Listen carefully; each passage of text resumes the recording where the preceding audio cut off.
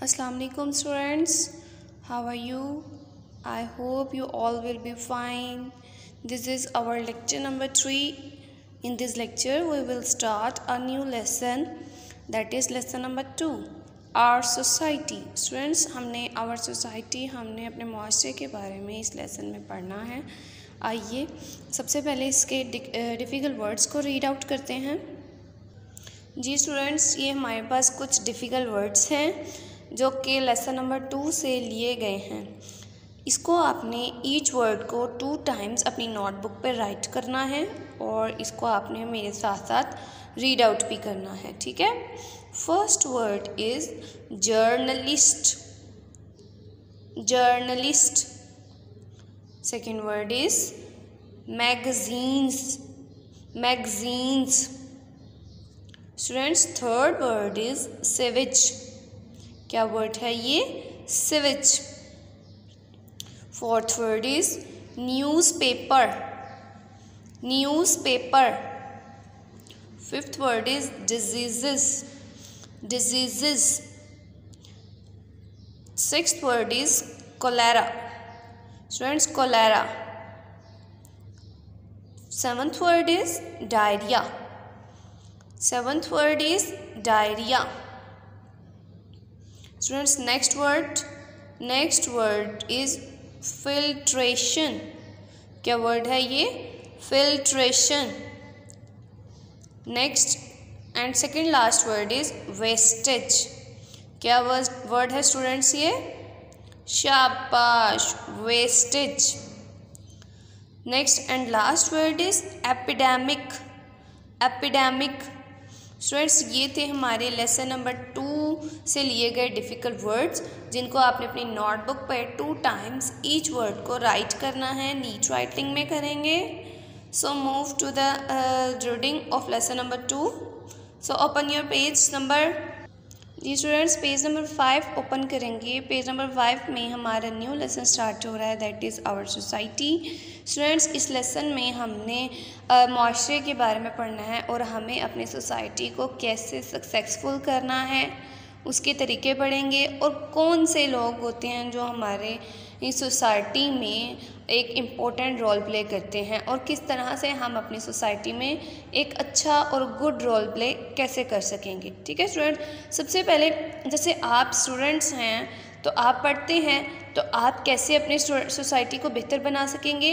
Yes, very good. पढ़ लिख कर एक अच्छे बनकर आदमी, तो आप उसको अपनी सोसाइटी को बेहतर बना सकेंगे। स्टूडेंट्स, इसकी रीडिंग की तरह मूव करते हैं। सबसे पहले कीवर्ड्स रीड कर लेते हैं, 2 टाइम्स रीड करेंगे आप इन कीवर्ड्स को। First word is journalist, journalist.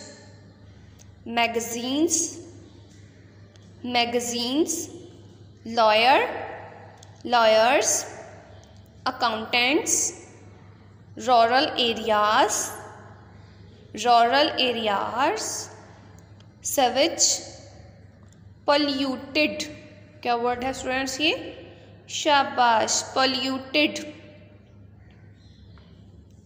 Students, read and share में देखेंगे आप, यहाँ पर कुछ लाइंस लिखी हुई हैं जो कि सूरह अल इमरान में, सूरत अल इमरान में पाई जाती है।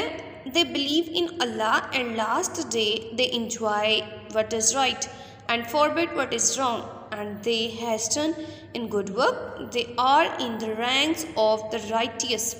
स्टूडेंट्स, सूरत अल इमरान में लिखा हुआ है, ये कुछ लाइंस हैं उसकी, लिखा है कि वो लोग अपने खुदा पर आखिरत के दिन तक यकीन रखते हैं और अच्छाई को इंजॉय करते हुए, मतलब अच्छाई को अपनाते हैं और बुरी चीज़ों को अवॉइड करते हैं, ठीक है। वो अच्छे काम करते हैं और बुरे कामों से परहेज़ करते हैं, ठीक है students.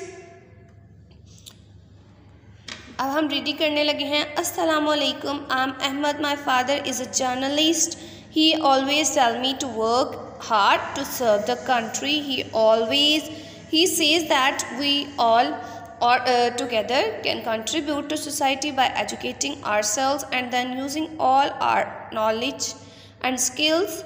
Once he said to me Being a journalist, I write in newspaper and magazines to keep people informed of what is happening all around us and what developments are taking place all over the world. This satisfied my passion for helping others. Students, इसमें अहमद एक student है, एक बच्चा है जो कि अपने father के बारे में बता रहा है कि उसका फादर जर्नलिस्ट है। तो जर्नलिस्ट क्या करते हैं, वो अपनी सोसाइटी के लिए अच्छे काम करते हैं। जैसे न्यूज़पेपर, वो मैगज़ीन न्यूज़ जो हैं वो मैगज़ीन के थ्रू लोगों तक पहुंचाते हैं। ठीक है स्टूडेंट्स, वो न्यूज़ को ख़बरों को अखबार के ज़रिए लोगों तक पहुंचाते हैं। जैसे हमारे इर्द गिर्द क्या हो रहा है, हमारे अराउंड अस क्या क्या हो रहा है। ठीक है, अच्छी चीज़ें भी होती हैं उसमें बुरी चीज़ें भी होती हैं। और जर्नलिस्ट क्या करता है, उसको अखबार के थ्रू दुनिया तक पहुंचाता है। अगर बुरी चीज़ें हैं तो कहता है कि इन बुरी चीज़ों से बचें, और अगर अच्छी चीज़ें हैं तो कहता है इन चीज़ों को अपनाएं।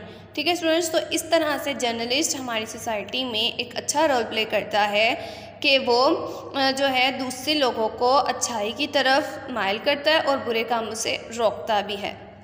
ठीक है स्टूडेंट्स, अब नेक्स्ट पेज नंबर 6 की तरफ मूव करेंगे। Just like Ahmed's father, a society needs professional and skilled people to work efficiently, such as doctors, engineers, lawyers, business persons, teachers, bankers, accountants, tailors, factory workers, computer operators, etc. Students, हमारी society में सिर्फ journalist की ज़रूरत नहीं होती है उसको अच्छा बनाने के लिए, बल्कि डिफरेंट लोग जो हैं वो हमारी सोसाइटी को अच्छा करते हैं डिफरेंट वेज के थ्रू। ठीक है, जैसे डॉक्टर, इंजीनियर, लॉयर, बिजनेस, ये तमाम लोग जो हैं ये सब मिलकर तो मिलेंगे तो फिर सोसाइटी जो है वो मज़ीद बेहतर होगी। ठीक है स्टूडेंट्स, एक आदमी तो सोसाइटी को बेहतर नहीं कर सकता ना, सब लोग ग्रुप में वर्किंग करेंगे, ग्रुप में काम करेंगे तो देन जो है हमारी सोसाइटी अच्छी होगी। ठीक है स्टूडेंट्स, अब हम कुछ इश्यूज़ के बारे में पढ़ने लगे हैं जो कि पब्लिक फेस करती है। तो पब्लिक कौन कौन से इश्यूज़ जो हैं वो फेस करती है। While living in a community, sometimes we face many problems. Some of them are given below. जब हम इकट्ठे रह रहे होते हैं, एक कम्युनिटी में रह रहे होते हैं, तो फिर हमें बाज़-औक़ात बहुत सारी प्रॉब्लम्स को फेस करना होता है। तो सबसे पहली प्रॉब्लम कौन सी होती है, शॉर्टेज ऑफ स्कूल। सबसे पहली और बड़ी जो इशू है, सबसे पहला और बड़ा इशू वो क्या है, shortage of school. We do not have schools and trained teachers, especially in rural areas.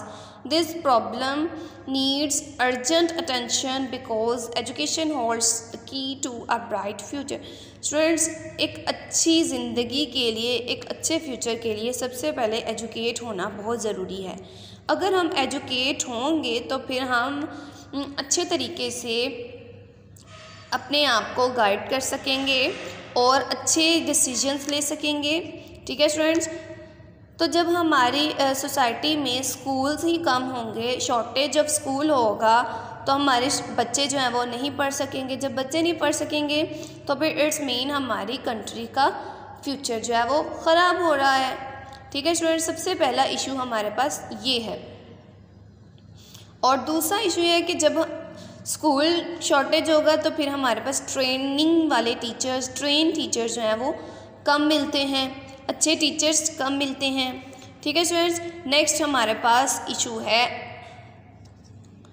Poor sewage system.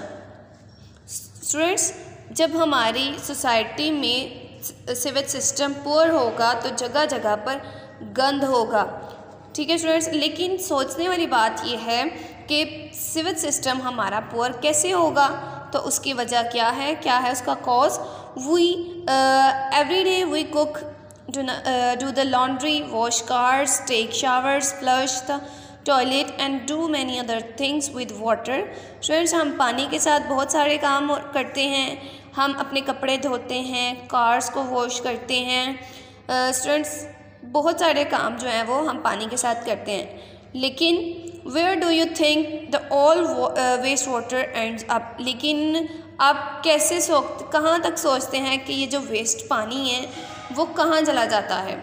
So sometime this sewage is not disposed of properly. It collects on road and streets because of the poor sewage system. It also gets mixed with water supply lines, causing diseases like cholera and diarrhea etc. Students, बाज़-औक़ात sewage system poor होने की वजह से कुछ बीमारियां फैलती हैं, जो कि क्या नाम है जिन बीमारियों का? Cholera and diarrhoea. और सिवेज सिस्टम कैसे बाज़ का जब हम ये पानी वेस्ट कर रहे होते हैं, हमें नहीं पता कि ये पानी कहाँ जा रहा है और कैसे ये हमारे माहौल को, इन्वायरमेंट को गंदा कर रहा है।